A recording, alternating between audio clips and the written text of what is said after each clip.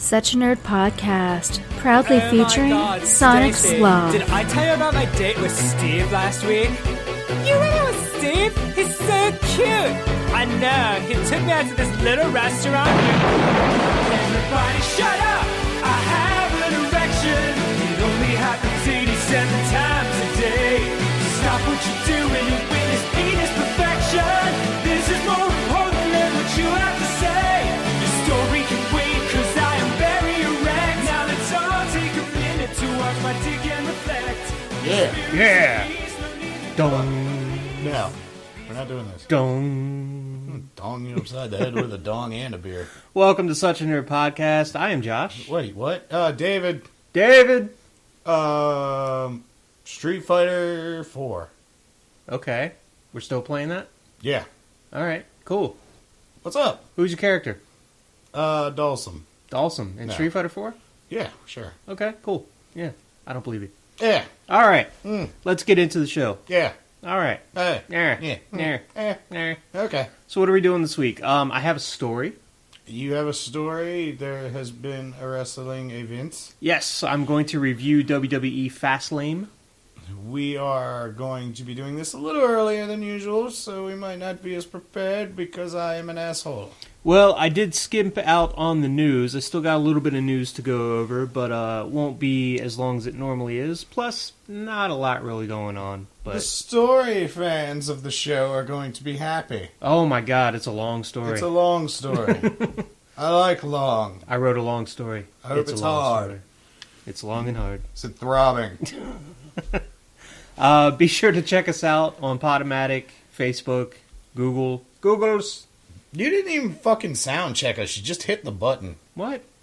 We never even sound checked. You're just like, let's go. Let's go, damn it. It seems to be working. Check us out on there. Share us if you haven't already. We definitely appreciate it. If We're you're joining on- us for the first time, hey, go fuck yourself. Whoa! We're on the YouTubes as Such a Nerd Podcast. We're sort of on the YouTubes. We kind of, yeah, we're on there. All right, shout outs to Gary, Kirk, and Jesse. Yay! I love those guys. Oh man, can't wait for the story. I can't either. Movie news. Did you kill Jesse? No, movie news. Okay. I wasn't ready. Hold on. There we go. Thank you. It's been a while. Rocky co-star Tony Burns passes away at 78. That Oh, is shit. Apollo Creed's trainer. Really? Yes. Oh, goddamn. He was up there. He was up there when he was in the movie. That's very true. Side note, only person besides Sylvester Stallone to be in every single Rocky movie. No shit. Yep. I didn't know that. Every single one. Well, led a long life. Yep. Good times. I mean, not that he's Jesus. not good times as far as that. I'm sure he led a good life. We understand, Josh. Yes. All right. All right. Moving on. J.J. Abrams talks about 10 Cloverfield Lane. What do you say? So the producer said that it's a blood relative of Cloverfield, So it's not the real Cloverfield? but not directly connected. That's stupid. J.J. Abrams, from what he said he hopes this one does well because he wants to make a larger universe out of it. Cinema Blend, check out that website if you don't. It's a cool website. Cinema Blend speculates that it might be like a Twilight Zone-esque kind of thing, where like each movie takes place in the same universe, but they all deal with something different. Nah. But the first one wasn't that good. I liked the first one. Thought it was alright. I didn't. I thought it was meh. Meh. It was not that great. Well, I have some good news for you, Okay. with a hint of bad. Oh, God. Oh, God damn it. We got some GAD news. Pacific Rim 2 is back in discussion. Discussion? Well, basically, Legendary said we're still going to make this movie. Fuck you, we're doing this. But Guillermo del Toro has to step down as director. I can live with that. He's saying he has other projects he's working on. He is going to remain on as a producer, and he did have a hand with picking the new director. The Pacific Rim isn't really a Del Toro type of movie anyway. I didn't think so the first time. Have you seen it since we watched it? Yes. You have? I Okay. have it.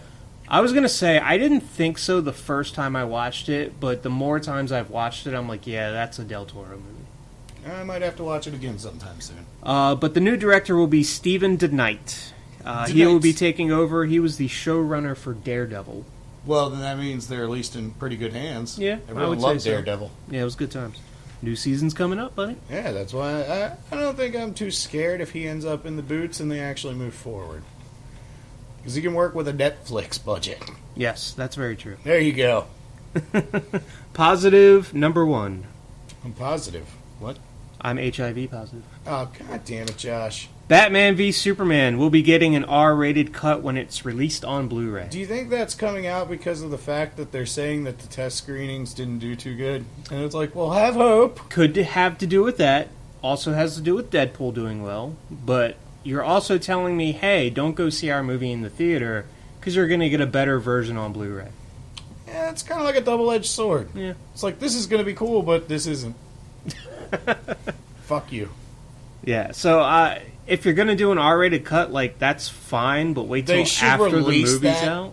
They should release that on release day. Well, yeah, they should. But It'd be like, here's this version and here's the R-rated cut. Yeah. Do you know how hyped that would have gotten and how many people would have fucking flocked to go see it? probably. Yeah. Well, that's their mistake, I guess. Movies by numbers. All right. Ching.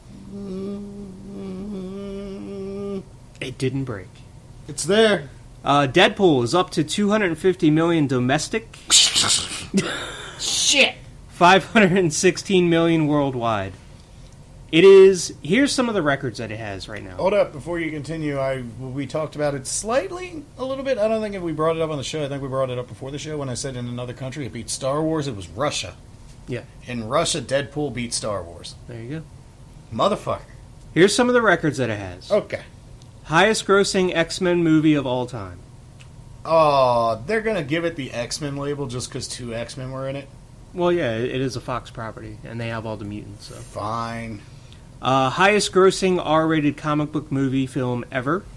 Yeah, you got Blade in there, too. Blade, Watchmen, yeah. Biggest opening for an R-rated film ever. Ever. Ever. Ever, ever? Currently number 6 on highest grossing R-rated movies of all time.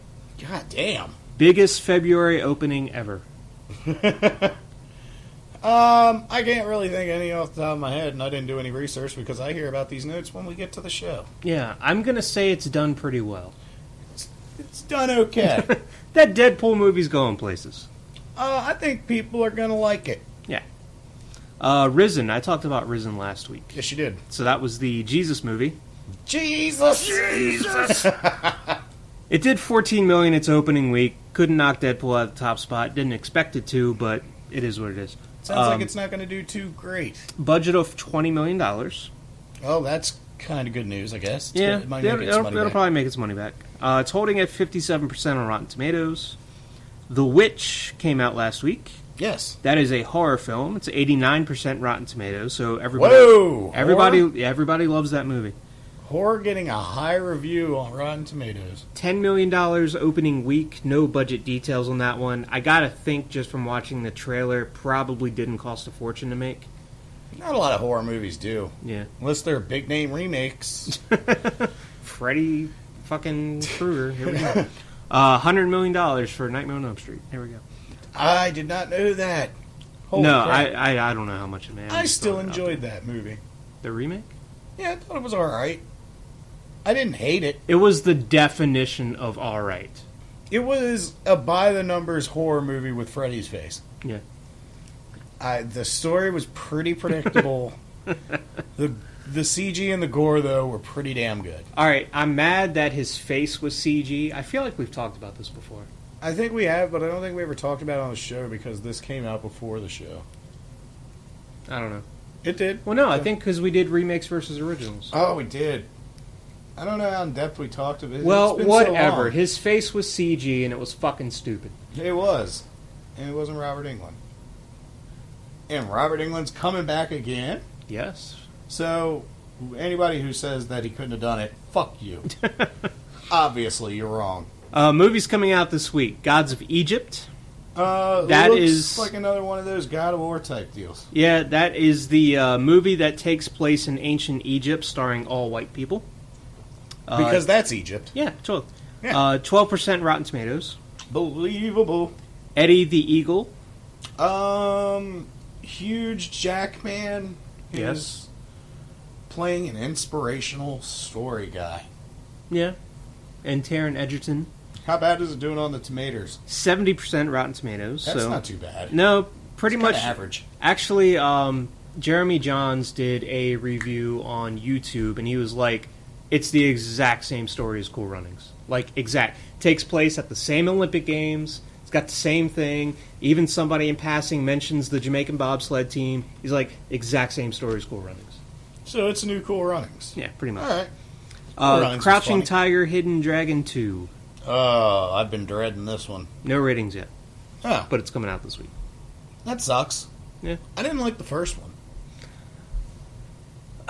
I can't enjoy wire fu that tries to be artsy. I go back and forth on it. The first time I watched it, I was like, really? This is what everybody was so up in arms about? Like, I've seen way better kung fu movies than this. Fuck yeah, I'd much rather watch fucking Iron Monkey. I do... oh, yeah, Iron Monkey, all day. Spank that monkey. Yeah! I do appreciate the fight scenes in that movie. They are very well done. They're very well thought out, but I hate wire fu. There's... It's so obviously bad.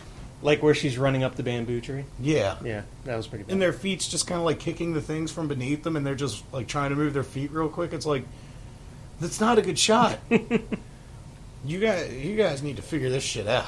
No, there's things I like about the movie, but I thought that the first one was just way overshot. Like, oh my god, this is amazing Chinese cinema. It's okay. I think... That being said, best movie ever. Oh, damn. I think that movie with Jet Li, I think it was just called Hero. Yes, I think that was a better movie. I think so too. Yeah. I really enjoyed watching the plot develop from different ends and everything, and I like the fact that each different version of the story you heard, everybody was wearing a different color. Yeah. You kind of pulled that M. Night Shyamalan thing with fucking Sixth Sense and the red. And we got Donnie Yen versus Jet Li. Oh, fuck yeah. Two of the best. Let's go watch Hero. Fuck yeah, show's over. Video game news. Da-da-da-da-da-da. Nintendo announces Pokemon Sun and Moon. Oh yeah, new Pokemons. New Pokemons. I hope they change it this time a little bit. I mean, Jesus Christ. There really isn't much you can do with Pokemon. Oh I wait, think there's you probably Pokken can. Tournament coming out. That's true. Yeah. Street Fighter V getting hammered Like, in the reviews is it doing a lot of drugs? for the lack of modes. I can see why, but if you're in the... Like, even we complained about it. We complained about it last week. Now that online's functional, we only complain because we get beat up. So here's my deal with it. Screw Attack actually did a top 10 list today, Oh, God. and it was top 10 ways to improve Street Fighter V. Okay. Angry Joe did a review, and he basically just bitched about how there's no arcade mode, and they never said there wasn't going to be an arcade mode, and yada yada. I have two things to say to this. Okay. Number one, yes they did, because we talked about it on this show 2 weeks before the game came out. They said, hey, not going to be an arcade mode. How do you feel about that? And we talked about it. And they even said we're going to be bringing it out later down the line. As far as Screw Attack goes, most of the things they said the game should have are all coming in March, which is like a week away. Hey, man, you got to poke the fire while it's hot. So, well, I expect a little bit more from Craig because I know he's a big Street Fighter fan. Oh, massive. I'm like, number one, you can't tell me that you bought this game without knowing this stuff wasn't going to be in it. Especially when you probably had information prior to anything we had. Exactly. You're a publication, and you're not exactly one of the smallest on the Number planet. two, you already know this shit's coming in March, so why bother complaining about it? Like, that's my whole thing. Like, even Angry Joe, when he did his review, he's like, hey, the people that are happy with online and training mode, shut up. Just everybody else, let them voice their opinion. I'm like, I got one better for you. How about you shut up? Because everybody knew the modes weren't going to fucking be in there when the game launched. They're coming in March. Everybody knew that. If you're ignorant and didn't know that, that's on you. Pretty Period. much. Like I said, the only time I was ever pissed off about the single player content was during the one time I couldn't connect online. I was able to connect online, I shut my fucking mouth and I played the game. So, if it bothers you that much, wait until the fucking game is complete in your eyes and buy it in March. Period. And they had the information out there instantly. It was out there pretty much. If you didn't follow feeds like we did, like I follow Shoryuken, they have a lot of good information. If you don't, on release day, all the reviews said all the same shit.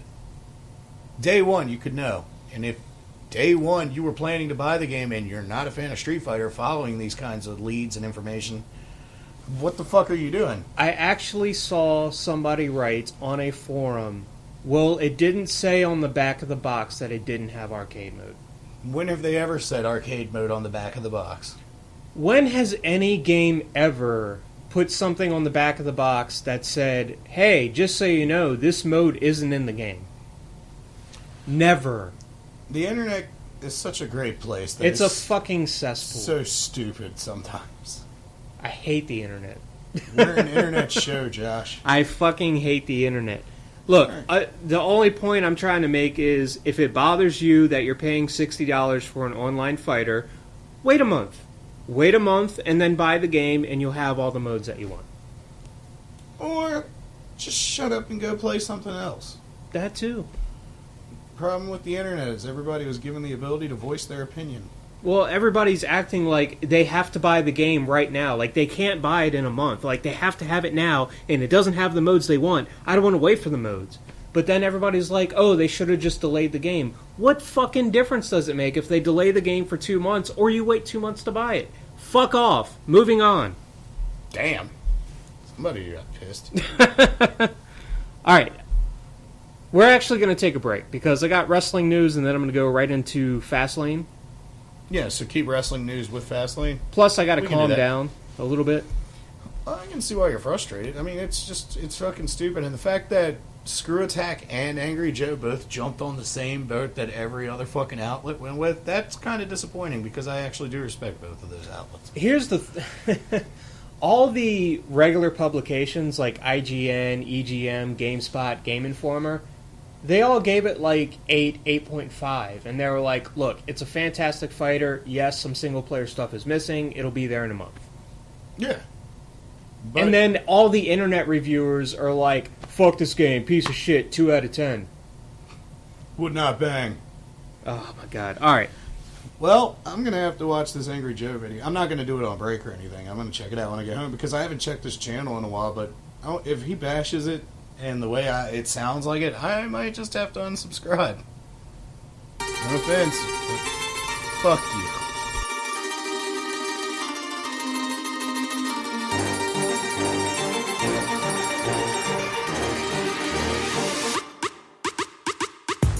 You're soft, you're sloppy. They calling me Poppy. I'm rolling in bands, you riding around and I beat up jalopy. How you doing? Bros wanna copy, but they are just not on me. I'm up in the club, stacking the ducks and stuck in a lobby. I'm hot like sauce. You soft like balsa. You ain't heard of me? Well, you probably are. Ask about me. Nice to meet you. So good to see you. Bros wanna act hard, they need to take it easy. 'Cause you soft.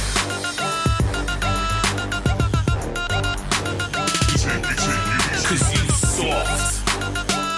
I don't. S-A-W-F-T. Soft.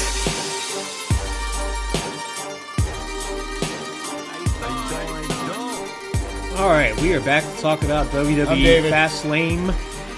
That's lame. Yeah, so you can tell how I no. felt. Oh, no. So, before we get into that, we got some wrestling news. Shout outs to Gary and Kirk and Jesse. Woo!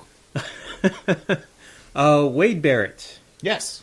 Bad news, Barrett. I'm afraid I got some bad news. Oh, that's his gimmick. Yes. That's terrible.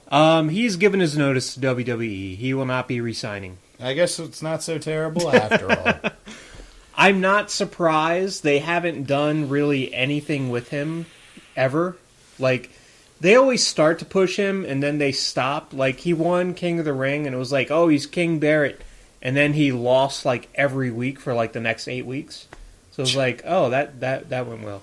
The king has been dethroned. I've always liked the guy. I just they refuse to do anything with him. So It seems like they focus a lot on their big guys, and then the big guys just get injured. we're gonna get to that. All right. All right. I'm predicting the futures. Your buddy Kenny Omega. Fuck yeah. Kenny Omega and the Young Bucks. They have won the never open weight 3-man tag titles. I've seen a lot of gifs of that. Oh, you have.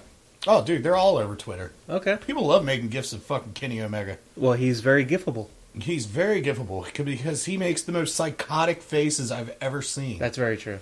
I wonder who he's playing in Street Fighter. That's a good question. I wonder who he's playing. I heard through the grapevine he's been playing some Mika and he's been playing some Karen. Kyron? Okay. Kyron. I don't know. Oh, I pronounced that all wrong. Yes. You can see where my life is. Yes, that. That.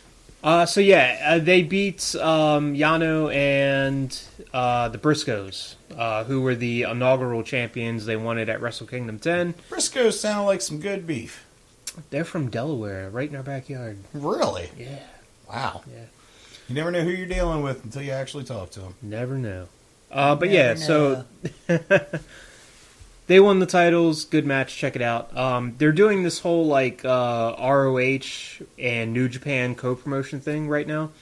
See, I like that. That's why I like leagues that interact with each other. Yeah, I mean, they've had a very good working relationship for a long time. That's, again, I mentioned this before. That's how we got Nakamura versus Kevin Owens, and it was great. Which you said was as great as it sounds. Yes. I actually listened to that episode not too long ago. Roderick Strong took on Tomohiro Ishii for just the hell of it. No titles were on the line. Fuck it, but let's just fight. it was a great match. I loved it. Those two guys, they love beating the hell out of their opponents, so it was good times. On to the Fast Lane review. All right. I don't know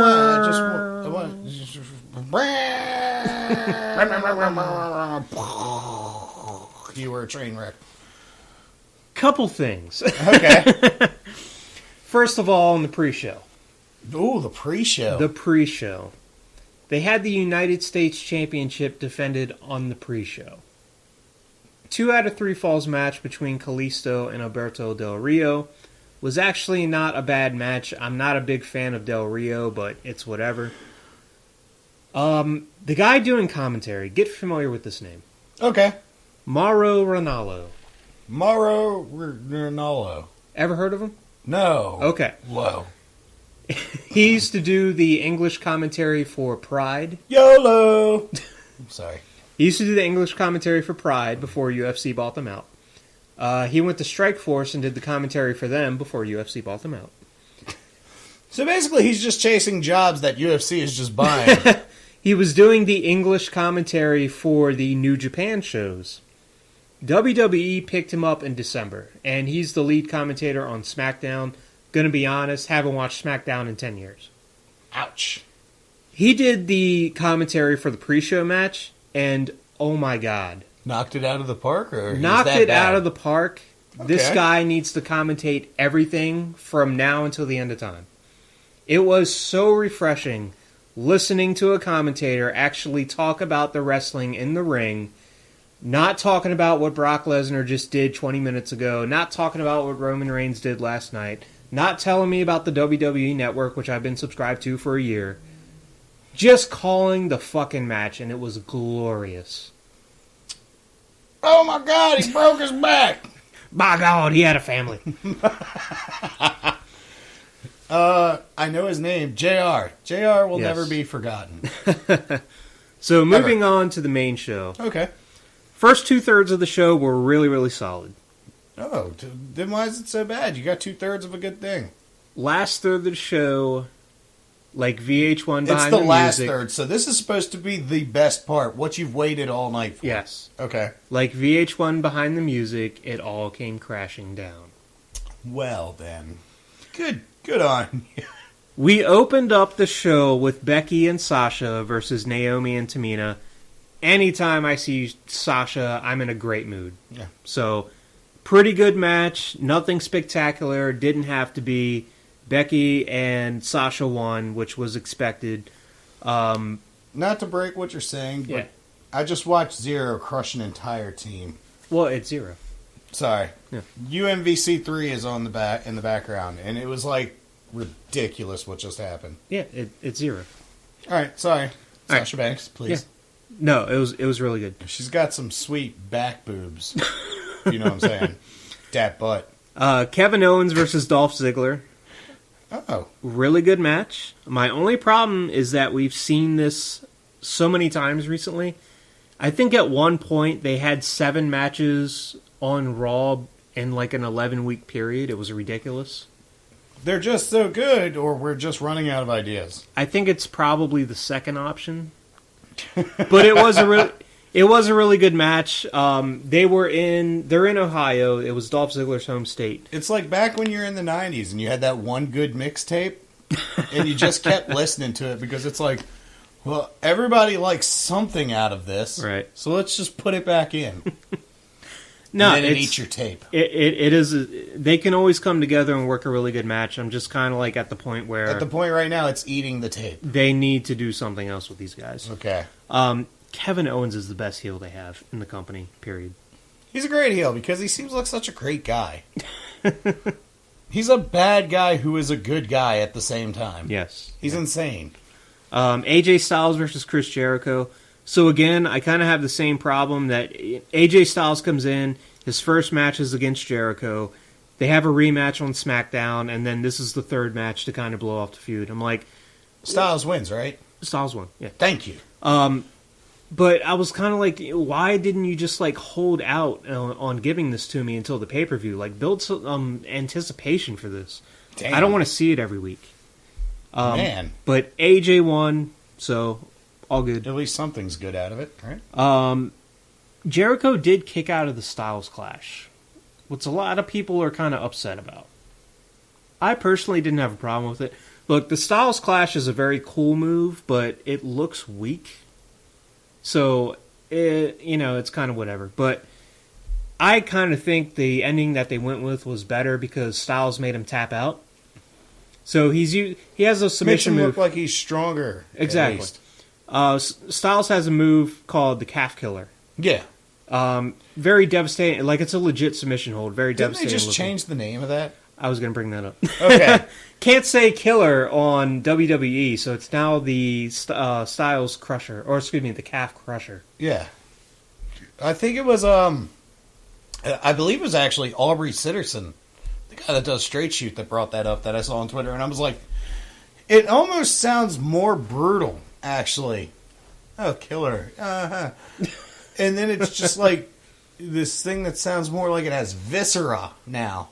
Crusher? You think of more, yeah, it sounds worse in my opinion. I don't know. I'm not a fan of changing the names of things. So Neither am I, but this is the PG era now, Josh. moving on, we had Charlotte versus Brie, which I actually liked this match a lot more than I thought I would. It was a little sloppy at times because, let's face it, the Bellas are not wrestlers. They're just not. But I liked the match for what it was. They told a good story.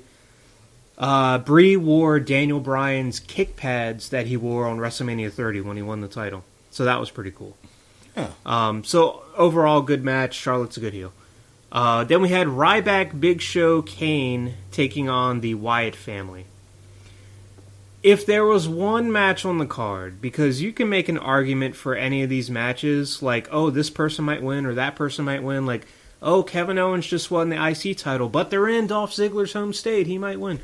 This was the one match where everybody was like, oh, well, the Wyatts have to win because why give the victory to Kane and Big Show? Like, that's...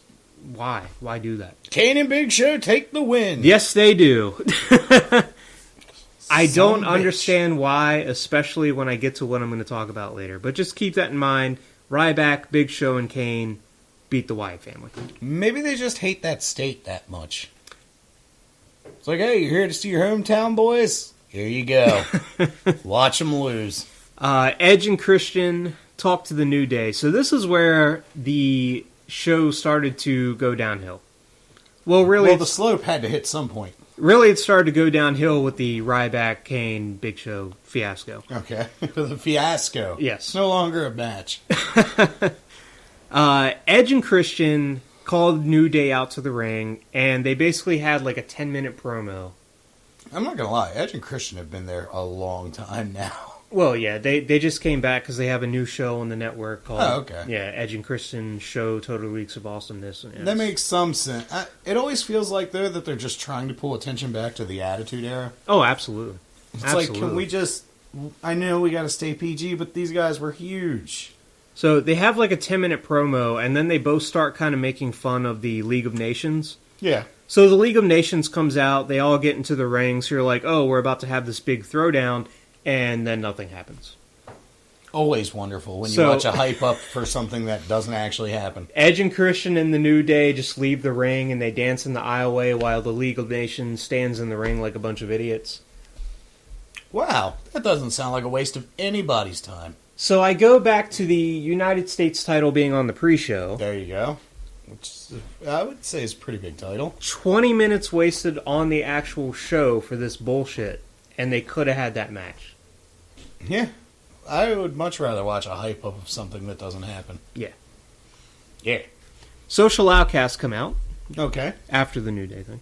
After the New Day. Curtis asked... You could say it's a new day. Curtis Axel took on R-Truth. It was a 3-minute squash fest. Basically, Goldust has been trying to get R-Truth to team up with him. So Goldust came down to help R-Truth, ended up distracting him. Curtis Axel rolled him up for the win. Again, that was another 5 minutes on the show that could have been on the pre-show.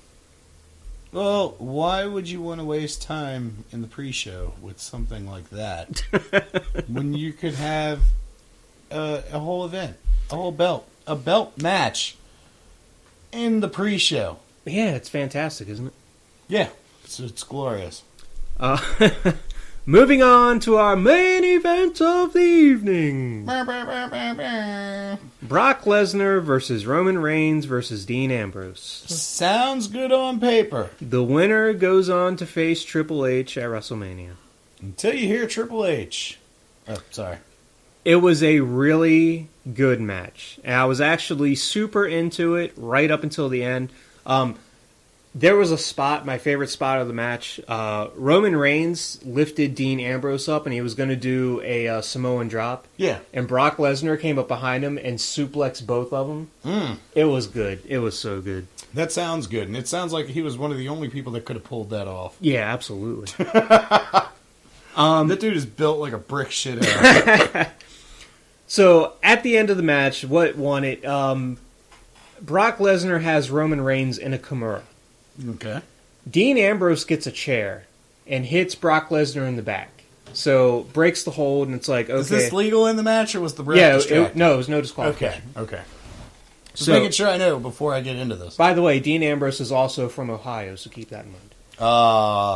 Well, they already kind of screwed Ohio over already. Who knows what they're trying to say to Ohio at this point. So, Dean Ambrose hits Brock Lesnar with the chair. Okay. Brock releases the hold. Dean hits him like 3 more times with the chair, and then Roman is laying on the mat. Mm-hmm. So Dean turns to Roman and hits Roman like 4 times with the chair.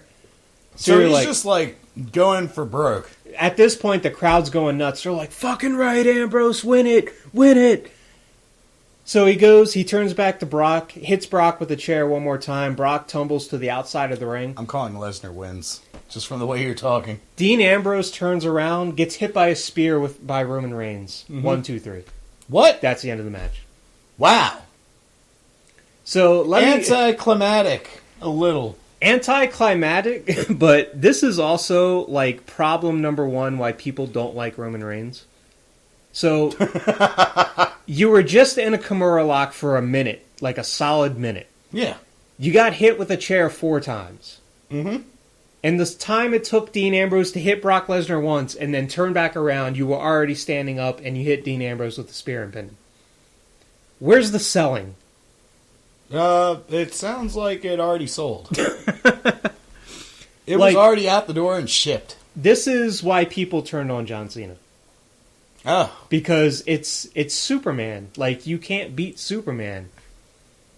And yeah, if anybody was ever going to be called John Cena, if anybody was ever going to be called And his Superman, name? is Superman. Yeah, just way to drop the ball at the end. I mean, Jesus Christ. Like, you actually had me in that match. It was a really good match. And you know what? I would be fine. And I said, if they're going to turn Roman Reigns heel, this has to be the night. Because after this, you're going to WrestleMania. So if they're going to do it, this has to be the time to do it. This is the beginning of the road. Yes. So he wins clean. I'm fine with him winning, but I needed something to happen. I needed a swerve. I needed a heel turn somewhere. I needed something. You get nothing. I got nothing. Well, welcome to WrestleMania, bitch. Moving on. Okay. We're going to go to Monday Night Raw the next night. You're right. There has been a Monday night. Isn't Raw after that usually really big? Yes. I've heard speculations that Raw is usually even bigger than the pay-per-view. Oh, yeah. The night after? It's because when all the new storylines start and everything. Yeah, absolutely. All right. It's just like WrestleMania is WrestleMania, of course, but the Monday after WrestleMania, like the next night. Basically, you can see WrestleMania as like chapter closed. Yeah. Or to be continued. No, the Monday night after WrestleMania is like always the best Raw of the year. Exactly. So to open up the show, they had Vince McMahon was going to present the Vincent J. McMahon Award, which is his father. Of course he was. He was going to present the award to somebody, and he's like, nobody's ever deserved this award. So we're like, all right, is this for real or is this part of a story? So right when he announced, and the person that's going to receive the award is Stephanie McMahon, you're like, oh, okay, it's part of a story. Obviously, because no. So she goes in to accept the award, and who shows up? Stone Cold. Shane fucking McMahon. Oh, yeah, I actually watched this. Dude, he looks so old now. Here comes the money. And when he did the dance, I was like, oh, you look like an old guy with gray hair trying to do the shuffle. Get out of here. We haven't seen Shane McMahon in 7 or 8 years. Well, apparently It's he's been a back. while. Yeah, it's been a while. That's the first thing I commented was like, dude, he just looks old now. So Shane McMahon came in and said he wanted control. I will give this to WWE. They laid it out. They addressed the elephant in the room. Shane McMahon was like, hey, during your time in charge, Stephanie, look at the ratings. Ratings are in the toilet. Look at the injury list. All these people are injured. He's like, you're running this company into the ground. Like, they put it out there, and I was like, way to go. It's kind of good, kind of shitty. Kind of shitty, It makes you wonder, again. But true. Like what we've talked about before in the past. I wish I could be a fly on the wall in there. I want to know what actually goes on in the background of this shit. So Shane McMahon said he wanted control of Monday Night Raw. And Vince was like, well, if you get control of Monday Night Raw, then you basically get control of the business because everything revolves around Raw. And he's like, yeah, exactly. Damn. So Then he had to shuffle out. Vince McMahon made the match at WrestleMania. If Shane wins, he gets control of Monday Night Raw. It's going to be Shane versus The Undertaker. So At Hell in a Cell. the worst part is knowing that he's probably going to win. Number They're one, going to disrespect the... I really feel like they're going to disrespect The Undertaker on that level. I was like, number one, how did The Undertaker agree to this? Number one. Number two, do you really want to have The Undertaker lose in his home state? I don't think so. The only thing I can think is that, like, the night of the event, Shane McMahon's going to come out and he's going to be like, oh, it's not going to be me that's wrestling. It's going to be John. Exactly. That's the only thing I can think, because I can't imagine Shane McMahon, who hasn't wrestled in a decade, is going to go in with a 52-year-old Undertaker in a Hell in a God Cell. damn it. The way, when you say it like that, it makes it sound so much worse. That dude's been through a lot. Yeah, he has. He still wears eyeliner. Yes, Good on he does. You will recall last week, hopefully, we talked about Titus O'Neil and how he was suspended for grabbing Vince's arm in a playful manner and saying, hey, man, ladies first. Ladies first, yeah, I remember. He was suspended for 90 days. Reduced. What? It was reduced down to 60, and they were like, well, talent's been out of line lately. We're sending a message to the locker room. You need to be more professional and yada yada. Jesus Christ. Vince McMahon drops the F-bomb on live TV. What? 2 weeks after he suspends Titus O'Neil, he drops the F-bomb on live TV. It was bleeped out on the broadcast because it's on a delay. Yeah. But people in the arena were like, yeah, he definitely just dropped the F-bomb. What did he say? He Don't told fuck with Shane... me? No, he told Shane, you're about to get fucking beat. I think it's still publicity. Or he's just old. So, steroids have taken his brain. He's in the race. I know, like, you always see people mention how hypocritical Vince McMahon is. And, like, here it is on full fucking display. You suspend a guy for grabbing your arm in a playful manner and saying ladies first. And you go out 2 weeks later on live TV and drop the F-bomb. Cuss on your own broadcast. Way to go. Way to go, Vince. Way to go. Yeah. We got a rematch from Fastlane. Okay. Ryback, Big Show, and Kane versus the Wyatts. Oh. Why did we get a rematch? Because writing. Because Ryback, for whatever reason, in the middle of the match decided, time to turn heel. Okay. Yeah. So Why not? you go out the night before, you beat the Wyatts, you actually come out for this match, and you decide in the middle of the match, it's time to go heel. Because sometimes you just need a change. Because of writing. Because writing, yeah. You know when I say that? When I write something bad. Yeah. Okay. AJ Just making Styles... sure we're clear on why I said that. AJ Styles and Chris Jericho teamed up to take on the Social Outcasts, so that was Really? cool to see him as a team this time. Jericho came out, and he was fucking putting over AJ Styles. Like, I was expecting a Jericho heel turn, because he's famous for doing that, but he was like, you're not only great, last night you proved you were phenomenal, you're the better man last night, shook hands and everything. Like, he was putting him over hard.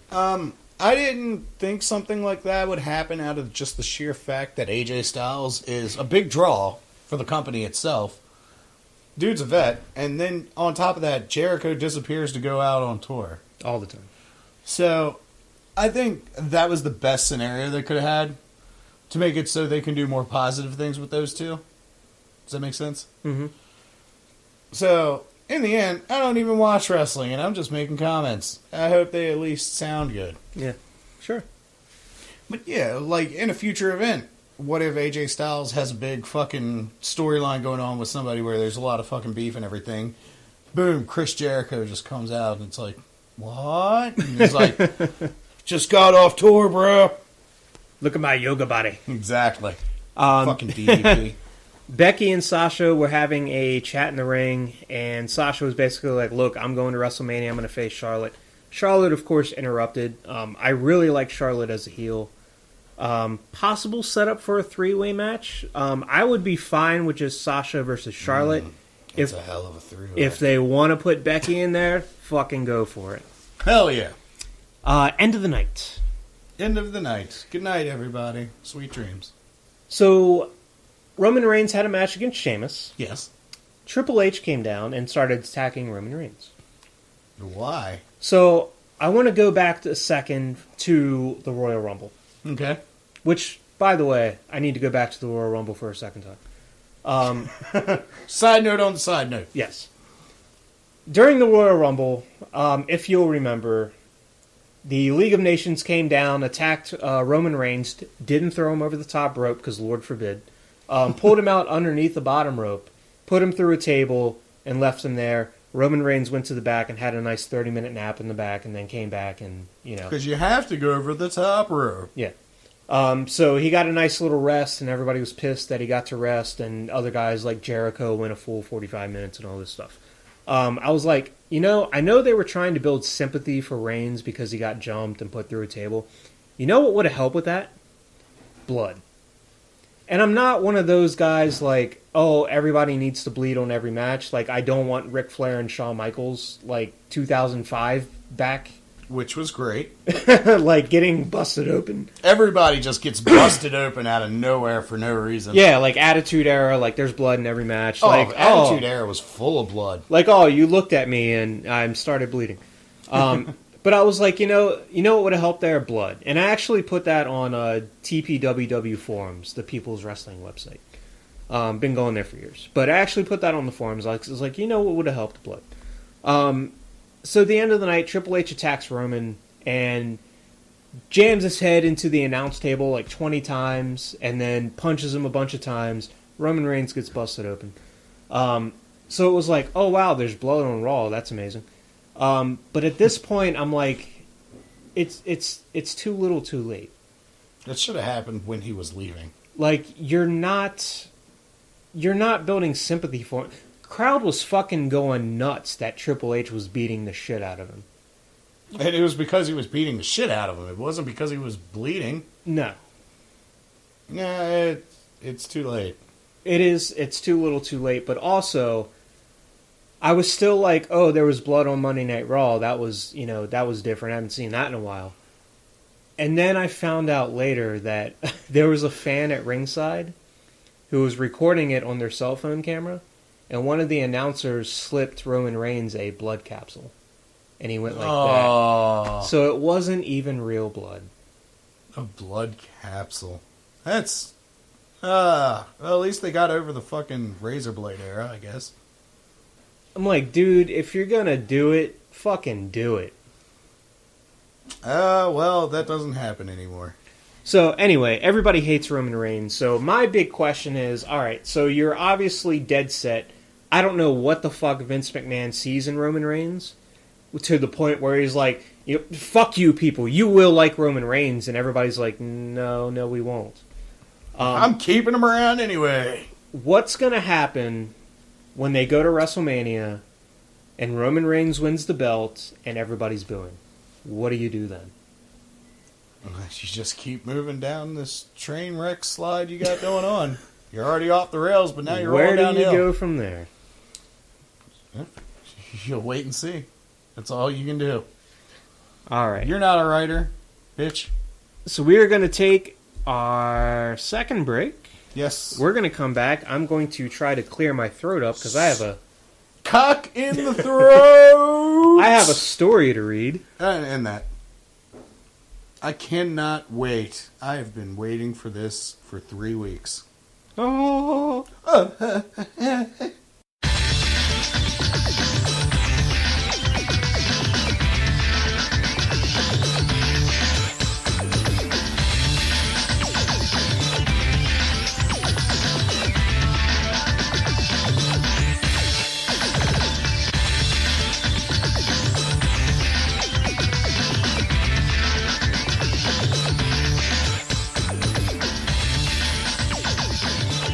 The story continues. David, shall you give us a recap?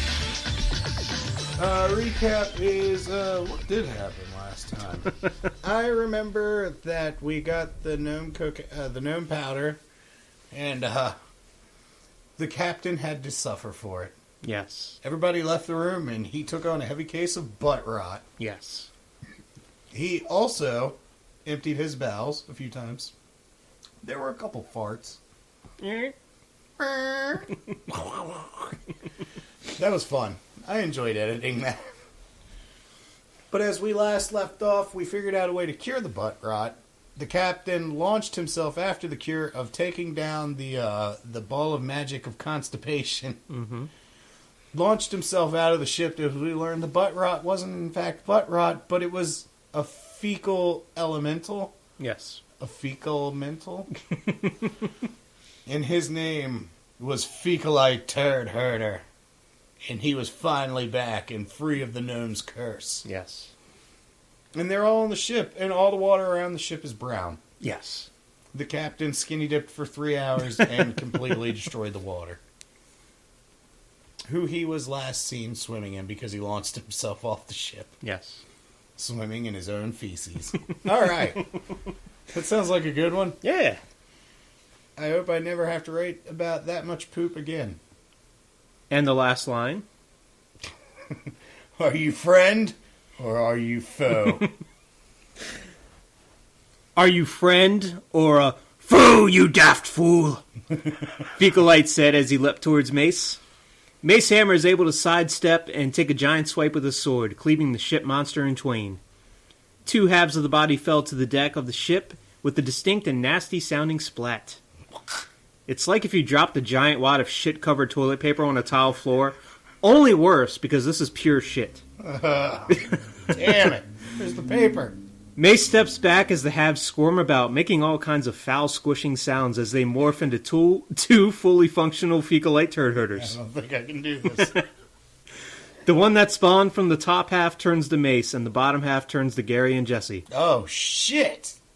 Shit. I didn't even think of that.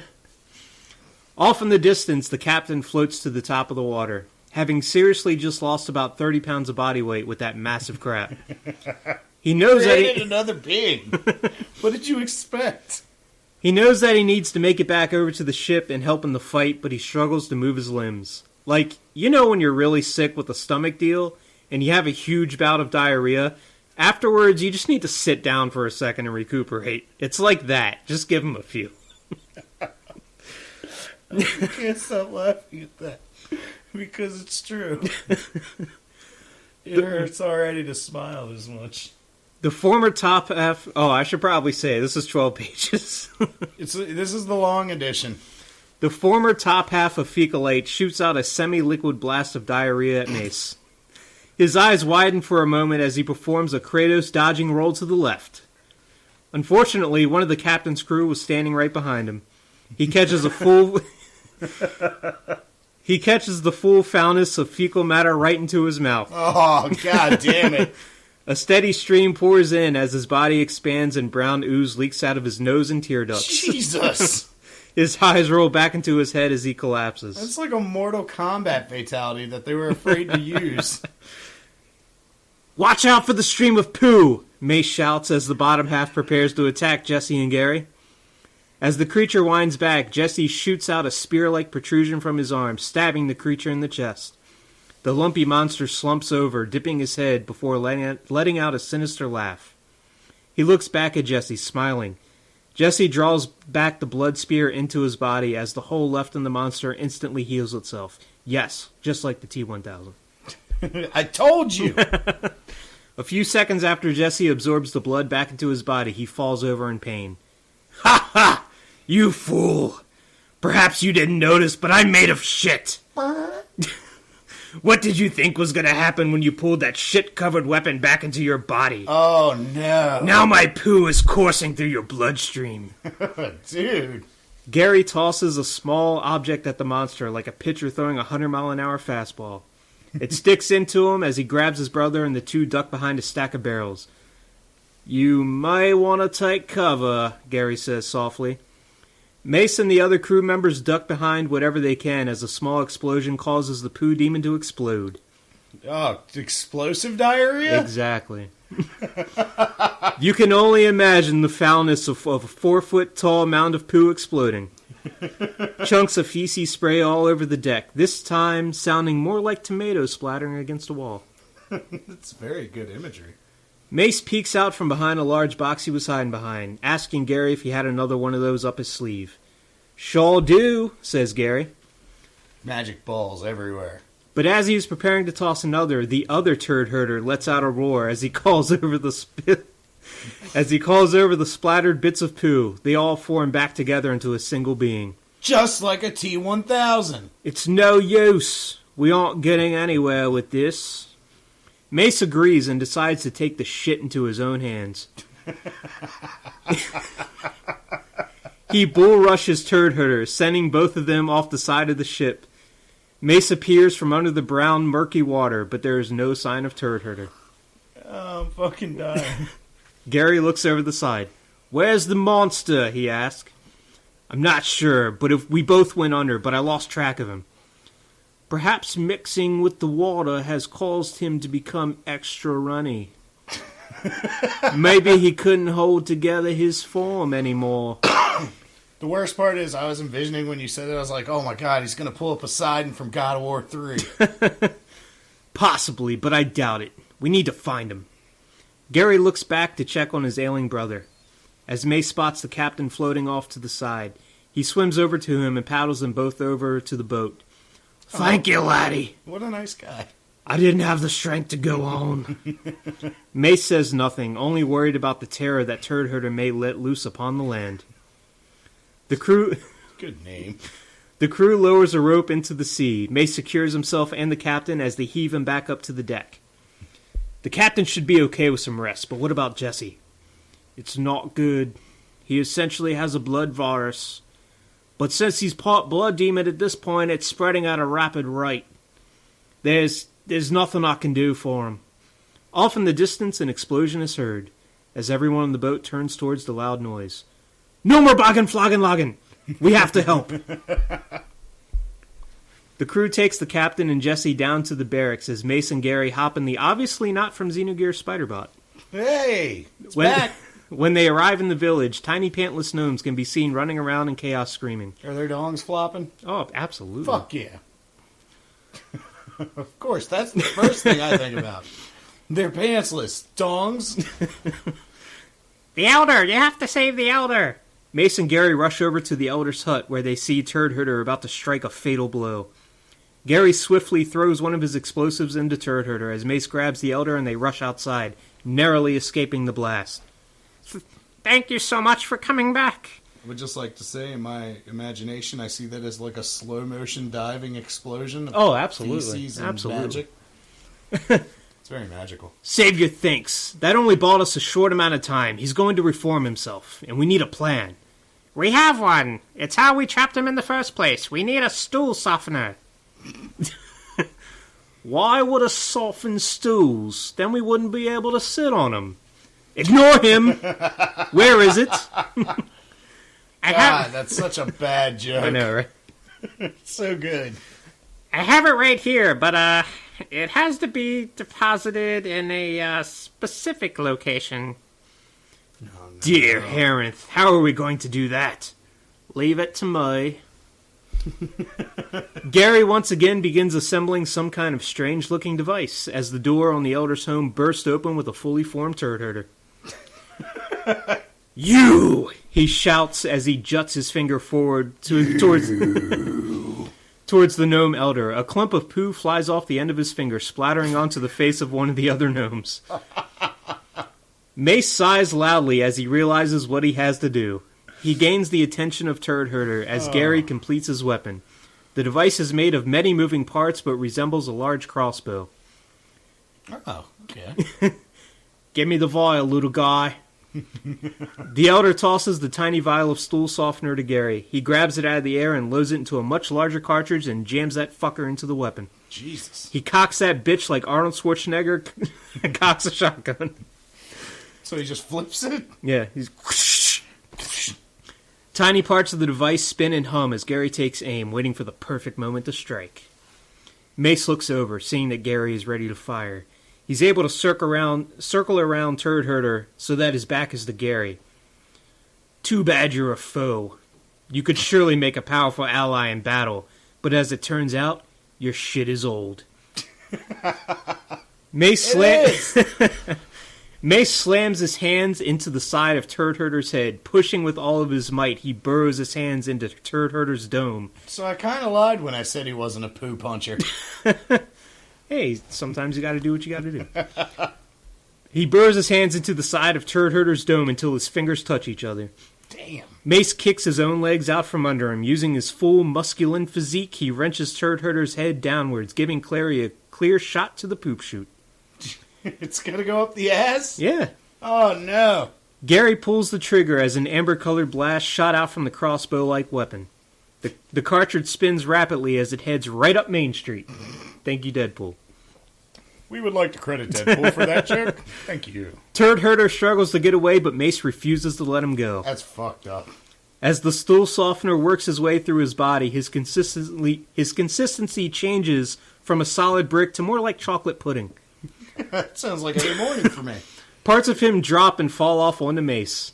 Oh. Wait a minute. Eventually, his entire body mass liquefies and covers Mace, frosting that fucker like a cupcake. Everyone around let out a collective, ugh.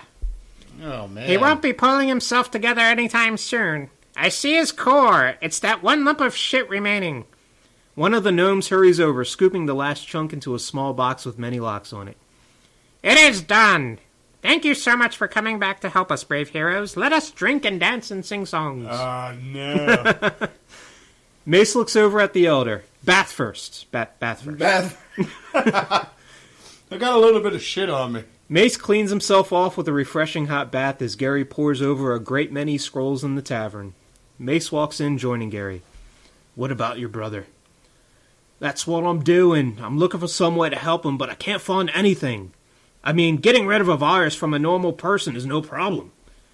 But there's just nothing in the records detailing what to do with a half-blood, half-ancient elf. Gary throws the scroll down in frustration as Mace can only look down dejected. Okay, everyone, it's time to do this. Let the drinking of Song of Victory begin.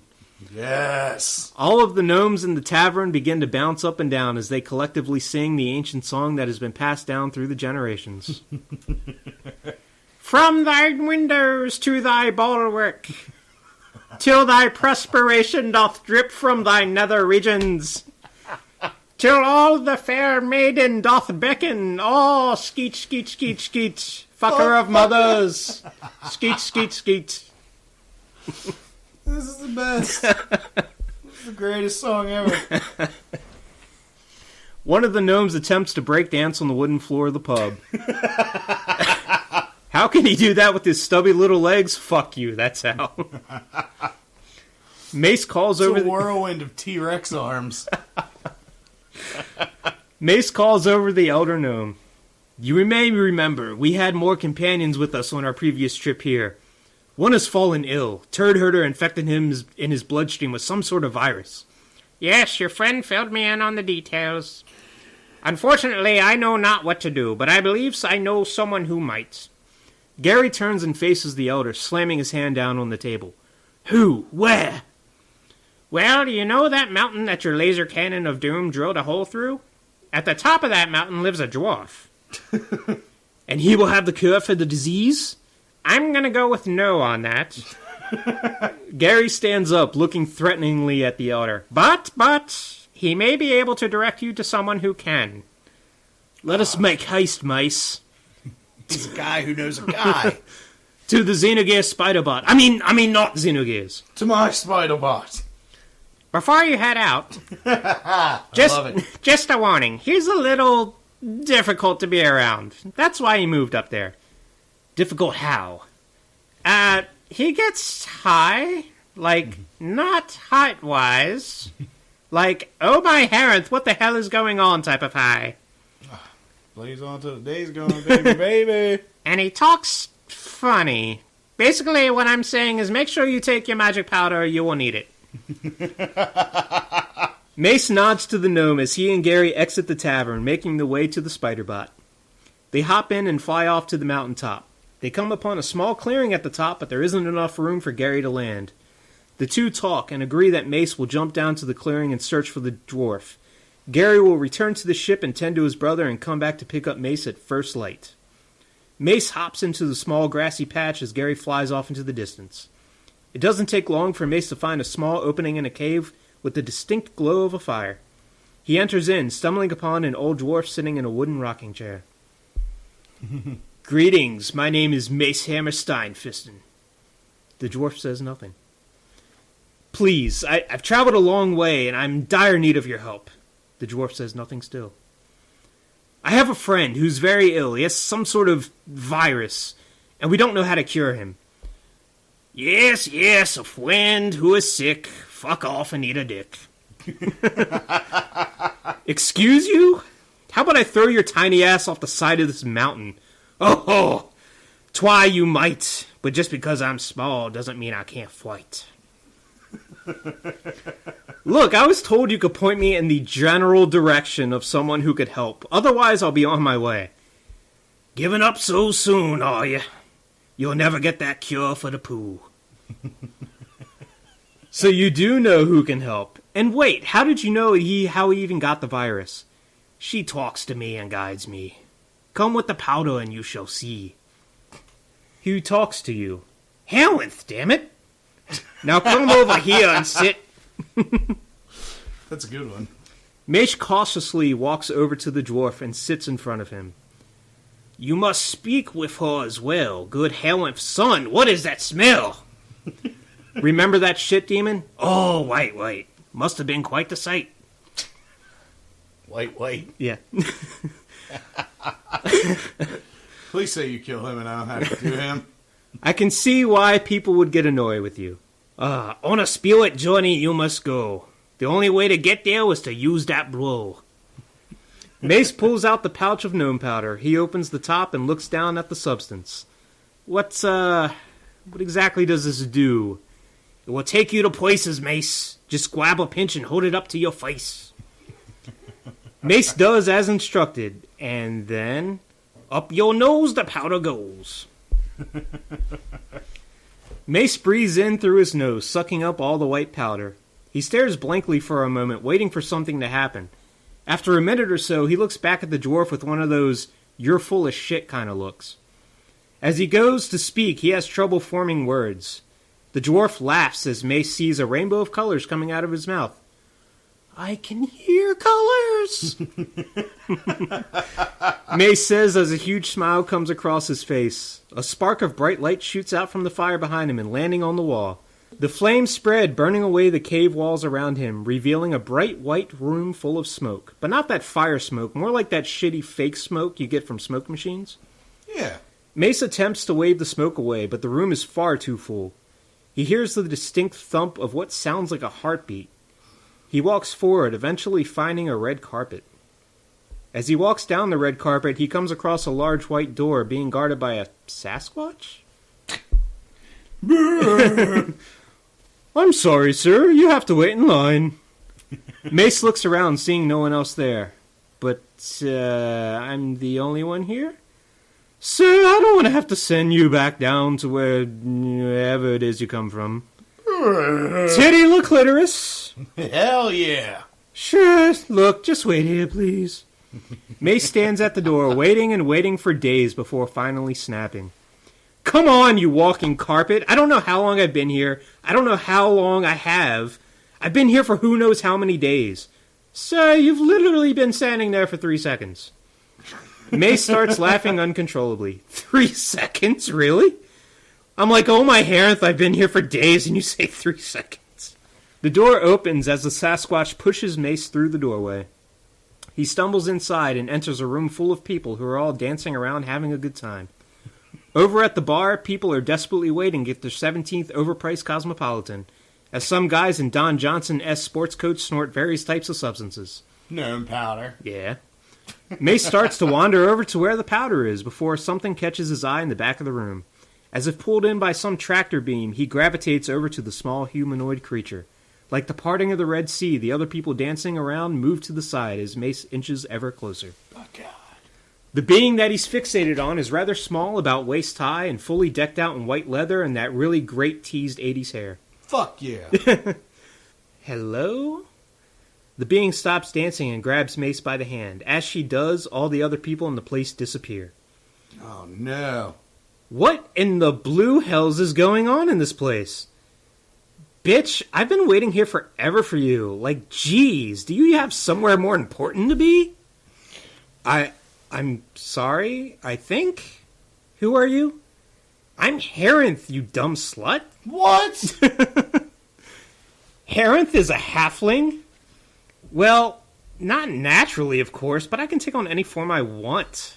This form is just the cutest. Sure. Look, I'm glad you're here. We really need to talk. First off, what is with all the people that like to run around with no pants on? I mean, what were you thinking? Mace looks down. Why do I have a raging boner right now? Oh, and this stupid laughing dwarf said I need to talk to you to figure out what I'm supposed to do about Jesse, and I'm pretty sure there was something else, like something about a dick queen. Something about a dick queen? Okay, listen up, Skank. Jesus! First of all, the pants thing, yeah, maybe giving people free will wasn't the best thing. My bad. Second, you have a raging boner because of the powder, okay? It's a side effect, and one that I think will prove quite useful in your quest. And as far as Jesse goes, you already know someone that can help you out with him. But I just told you the dumb dwarf said to talk to you. No, not him. Someone else from your past. Karnath. Oh, shit. Oh, shit. I forgot about him. Yes, of course, Carnath. Man, I've come such a long way from Taintsville. Yeah! I love that name, by the way. So do I. See, it's reasons like that why free will's a good thing. As they continue talking, the music changes to that new Tupac song. I wrote the shit in 94. Oh, Motherfucker, it's 84. oh, damn, girl, this is my jam. Harith drops it like it's hot, twerking that halfling booty all over the dance floor. So Harith is just like a party animal? Pretty much. Or is this just a vision of Harith? It's a little of both. We'll figure it out. It's canon. Oh, damn it, I dropped a cannon. Twerking that halfling booty all over the dance floor. That dance, it's horrible, yet mesmerizing. Like, I literally cannot look away. Harith continues to drop that taint as she tells Mace, "Look, you're doing a great job. Go back to Carnath. He can help you with your friend. And hey, you already have 4 of the relics. You're halfway done." "Yeah, I know. Wait, but what? Wait, 4 relics? I only have 2, the oil of aloe and the powder." You dumb bitch, you have 4. What are the other 2? That strange taxidermied rat that Jesse had? No. Oh yeah, you're definitely gonna need that. The bottle opener. And the other? The captain has it. That son of a bitch! He doesn't know he has it. It's on a ship. He doesn't even know what it is. Well, what is it? What does it do? Where is it on the ship? I'm sorry, what? I can't hear you over the music. Look, you're just going to have to wait for the other guy to write his part of the story and find out what it is. Son of a bitch! Other guy?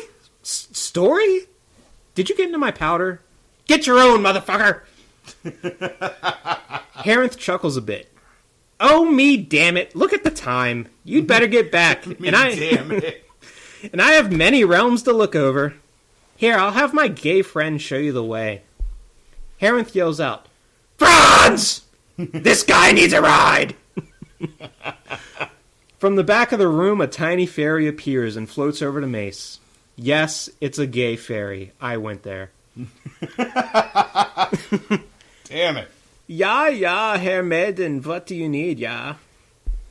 This daft bitch needs a ride back to his realm, and make sure he ends up in the right one this time. The last thing I need is for this guy to be dropped off on Earth like the last one. Fucking Earth. One time I make this mistake and she never let the sleeping dog die. You mean lie. No, when you spend as much time as I have watching the Germans, they let the sleeping dogs die. Germans? Never see mine, let us go. Was the last one Hitler? Franz? Hitler, wasn't it? What last one? Oh, that one. The last one accidentally dropped off on Earth. Yeah. Hitler.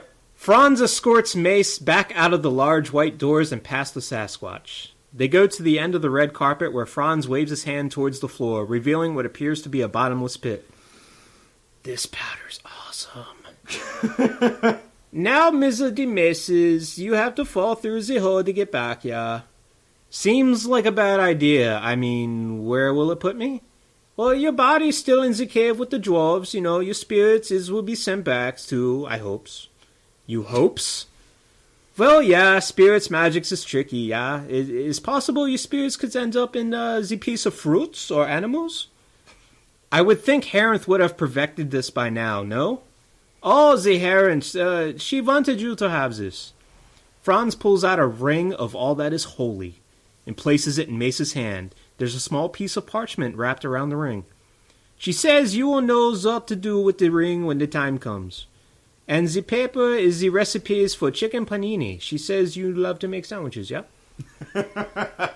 If I'm a spirit, how is this ring going to get back with me? Look, I didn't make up the gay spirit rulebook, yeah? I don't know, okay? Now go off, go sexy mans. Mace nods as he casually takes a step into the dark hole. He falls for what seems like an eternity, praying to Harith that he doesn't end up as a piece of Harith damn fruit. He falls and falls when finally, smack! He's met with the blinding white light. As he comes to, he begins to make out shapes and sounds. His eyes become more and more into focus. He sees a grassy area below him, but he seems high up off the ground. He struggles to move, but can't. He realizes after a few short seconds that he's hanging in a tree. A peach tree. So, I'm a fucking peach. Oh, no! Just kidding, you gullible whore. Mace falls from the tree back into another dark abyss before finally landing in his body. Son of a bitch, you got me too. I was like, oh no! His eyes shoot open as he gasps for air, his hand firmly clutching the ring and the parchment containing the recipe for paninis. He ain't letting that shit go. Screams are heard as women and children run through the streets of Taintsville. He's back in Taintsville? No. Oh. He's still in the cave with the dwarf. The Dick Xenomorphs, now fully grown, are attacking the homeland of Macehammer. One guy sits on top of the roof saying, "I'm just not the hero this city needs." Oh no, we forgot about him. It's Atman. Karnath and the other fellow druids take on the forms of various animals. Karnath morphs into a ferocious bear, another into a griffin, another into a lion that would put even Aslan to shame. And for some reason, one of them turned into a beaver? And this guy's a goddamn goldfish. A huge battle rages on, one that may very well decides the fate of the realm. To be continued. Son bitch. We don't need an other. Son bitch. That was great. Everything just kind of got like insane now. It went from slowly finding one relic to, we got 4 now. Yeah, you got 4. Don't worry about it. I gotta figure out what's on the captain's ship. Yes. I like the breaking of the 4th wall for that. Yeah. The other guy writing it has to figure that out. Taintsville's under attack. So Mace has to get to Taintsville to find Karnath. If he saves Jesse, or Jesse might die, who knows? I have an idea. We'll visit that in 3 weeks. All right. That has been another Tale of the Titter. Maybe we should just call it Tale of the Are You Friend or Are You Foe? Tales of Friends and Foes. Friend and Foe. That's what it's called. All right. So we're going to take our last break. We'll come back. We'll do some gasms. Yes. We'll wrap this gavel up. B-rap gav. B-Gav wrapped up is fucking Gavin Rosdale.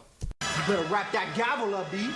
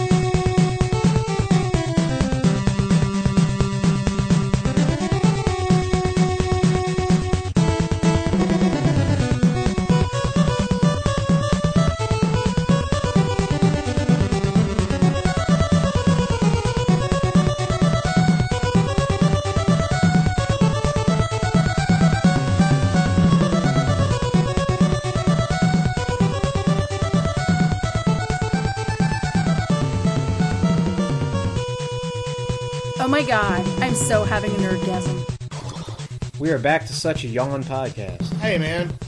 Is that in there? Yes. Fuck. Fuck! I am wide awake. So, do you have any gasms, sir? No. No? I don't. It's been a quiet week. Wow. I'm shocked. I could repeat Street Fighter V, but Well, that's my number one, is Street Fighter V. that's the only one I got is Street Fighter V. I'm still enjoying the fuck out of it. Well, I have a second one, sir. Okay. I'm surprised you didn't mention this. What is it? Ninja Sex Party. Doing the cover album? Yeah, under the covers. I didn't really like the first video they released. All right, so I'll say this. I was expecting like a total Dan Band treatment of it. Like, I kind of was. The thing that threw me off is, I don't know if you noticed it, but that third drum snare. yes. It was driving me insane, and it was all I could focus on. And I was like, I don't know if I like this because of that one thing that's like literally stuck on my brain. It was driving me insane at the same time, but Yeah, I was still like, damn, Danny's got some They pipes still, on him. yeah, he still did great, but it was just that, like, I could not get off of that. Well, It he's was killing me. shattering the stereotype of Jews have no rhythm. So Ouch. That's racist. Oh, yeah. Positive racism. that's all I got. Ninja Sex Party, Under the Covers, and Street Fighter V. I have a feeling it's probably... I'm still going to get it. I think it's going to be a great album, but for some reason, like I said, it's just that one part in the instrumental that was like No, I murdering me. I know exactly what you're saying. Because, I'm a huge fan of 90s music, and I have a great cover of that song. In Real Big Fish. You heard it. Yeah. They did an amazing job on that song. Ninja Sex Part, like I said, everything was great about it. It's just, if they had taken that one snare out, I would have been happy. Yeah, it was a little distracting. First time I listened to it. It was like the ADD in me. I could not just stop going, that's really going to be a part of the whole song, huh? Well, that's all I'm going to listen to. I've listened to it a few times now, and yeah, like you said, Danny killed it. He did a great job. All the vocalizing and everything he did. Absolutely. And of course, what are they called? Tupperware. The guys that were playing the instruments during the video. Devo? No. The one guy had the helmet that looked like Devo. I was like, hey, it looks like Devo. No, they're an actual group. They do a lot of music. Give you that. They've actually done another song with Ninja Sex Party. No idea. But they're Tupperware something. I feel so bad, and I hope nobody's a fan that listens to this because I feel like I'm dishonoring them in a way. Because they actually do really good music. But Well, That's now, snare, now man. you've dishonored your family, so. Free Bill Cosby. The internet. I love you, Twitch. What the fuck? There is a tournament going on, and the chat section says free Bill Cosby. Yeah. Okay. The Twitch is as poisonous as ever in the chat. Absolutely. All right, so let's wrap this shit up. Yeah, I think this is the first time since we introduced Gasms I really don't have one. Well, that's all right. It's been a busy week. It's been a lot of adulting. So next week I will give you your prompts, Yes. and then 2 weeks from that we will have a story. A new story. Wow! Figuring out what happens on the boat and with the goldfish. So next week I'm thinking we can do some random retro reviews. We haven't done that in a while. We haven't done that in a while. Yeah. We can do that. I'll think Alright. of something. Cool. All right. Fuck yeah.